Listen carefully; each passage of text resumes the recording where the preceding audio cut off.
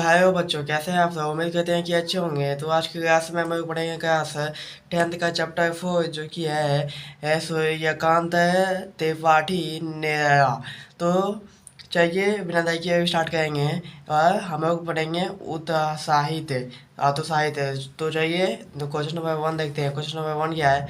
कवि बादल से फुहार हिमाझिम या बरसने के स्थान पर गिरा जाने के लिए कहता है, क्यों। तो आंसर देखें। कवि ने बादल से फुहार डराने, हिमाझिम करने या बरसने के लिए कहा है, क्योंकि कवि बादल को क्रांति का प्रतीक है। कवि बादलों से पुरुष देखने की कामना करते हैं।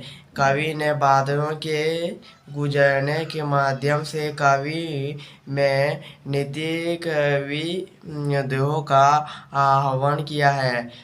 तो इसी के साथ में का 1 नंबर होता है कंप्लीट। अब देखेंगे 2 नंबर क्वेश्चन क्या है। देखेंगे 2 नंबर क्वेश्चन क्या है। 2 नंबर क्वेश्चन क्या है। कविता का शीर्षक उत्साहित क्यों रखा गया है। यानी कि कविता का जो है शीर्ष यानी कि कविता का नाम जो है वो उत्साहित अतोत्साहित क्यों रखा गया है। तो देखिए, कवि क्रांति रहने के ये लोगों की वो अतोत्साहित करना चाहते हैं। कि जो कवि है वो क्रांति रहने के ये लोगों को अतोत्साहित करना चाहते हैं। बादे में भीषण गति होते हैं। बादे में जो है भीषण गति होते हैं। इससे वह संसार के ताप फका है।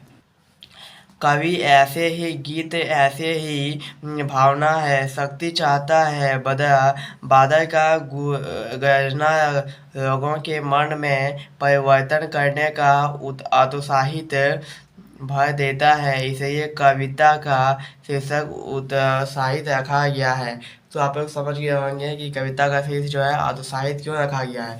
तो इसी के साथ हम लोग का 2 नंबर होता है कंप्लीट। अब बढ़ेंगे 3 नंबर की ओर। देखेंगे 3 नंबर क्वेश्चन क्या है। Question number 3। कविता में बादल किन किन अर्थ की ओर संकेत करता है। यानी कविता में जो बादल है वो किन किन अर्थ की ओर संकेत करता है। तो देखिए आंसर। तो साहित्य कविता में बादल निम्नलिखित अर्थ की ओर संकेत करता है। Point number 1। बादल जल बरसने वाला शक्ति स्वरूप है। यानी जो बादल है वो जल बरसने वाला शक्ति स्वरूप है। Point number 2। बादल पिंडर प्यासे जन तथा तप धरती की शीतलता प्रदान करता है। Point number 3।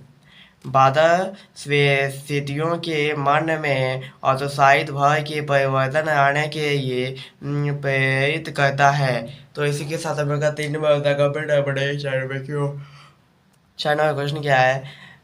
शब्दों का ऐसा प्रयोग जिससे कविता के किसी खास भाव या दृष्टि में ध्यानमग्न प्रभाव पैदा हो, नाद स्वेद कहलाता है। तो आगे देखेंगे आंसर। और तो साहित्य कविता में ऐसे कौन से शब्द हैं जिसमें नाद सोहित मौजूद है। छटका कर लिखिए। तो देखेंगे आंसर इसका। झे झे घोर घोर गण घाघर हो और पॉइंट नंबर 2। अरित अरित काये घघरे वाया कल्पना के सावे। Point number 3। विदोयुक्त छावो उड़ में कविता की इन पंक्ति में नाद सही संवेद मजदूर है। तो देखेंगे अब 5 नंबर क्वेश्चन की ओर बढ़ेंगे। 5 नंबर क्वेश्चन क्या 8 नहीं रही है। आप देखेंगे 8 नहीं रही है। उसमें क्वेश्चन नंबर 1 क्या है। छायावाद को एक खास विशेषता है। अंतिमान के भावों का बाहर की दुनिया से सामाजिक बिठाकर कविता की किन पंक्ति को पढ़कर यह धारणा पुष्ट होती है। एक ही तो देखेंगे। कविता के निम्नलिखित पंक्ति को पढ़कर यह धारणा पुष्ट होता है कि प्रस्तुत कविता में अन्यायमन के भावों को वैवाहिक की दुनिया में समजिंद बिठाया गया है। आजा सयाबा फागुन की तूनी सट नहीं रही है और कहीं संसार रहते ही घर घर भर देते हो। उड़ाने की नाव में तुम पर कर देते हो। यह पंक्ति फागुन और मानव मन दोनों के लिए प्रयुक्त हुआ है। तो इसी के साथ उनका 5 नंबर होता है कंप्लीट। अब पढ़ेंगे 6 नंबर की और देखेंगे 6 नंबर क्वेश्चन क्या है। 6 नंबर क्वेश्चन क्या है। कविता की आंख फागुन की सुंदरता से क्यों नहीं हट रही है। यानी कि कवि जो है उसका आंख सुंदरता की ओर से फागुन की सुंदरता की से क्यों नहीं हटे। देखेंगे आंसर। फागुन बहुत मतला व मस्त और शोभाशाली है। फागुन के महीने में प्रकृति से वेद अपनी चरम पर होते हैं। इसका रूप सफेद रंग बिरंगों फूलों और हवाओं से प्रकट होते हैं। इसलिए आँख फागुन की सुंदरता से मंत्रमुग्ध है और जो चाहे कर भी वहाँ से नहीं हटती। तो इसी के साथ तुम लोग का 6 नंबर होता है कंप्लीट। आप देखेंगे 7 में भी देखेंगे 7 में क्वेश्चन क्या है।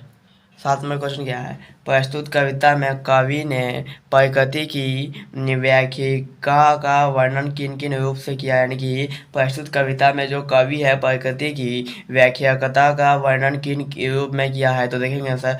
प्रस्तुत कविता अर्थ नहीं रही है। यानी कि प्रस्तुत कविता जो है वो अर्थ नहीं रही है। मैं कवि सूर्यकांत त्रिपाठी जी ने फागुन के सौयापू सीधाव और मदक रूप के प्रभाव को याद है। फागुन का सफेद आइम है। कवि ने इसे हर जगह छायकते हुए दिखाया है जो घर घर में फैला हुआ है। यहाँ से घर घर भर देता है। में फूलों की शोभा की ओर संकेत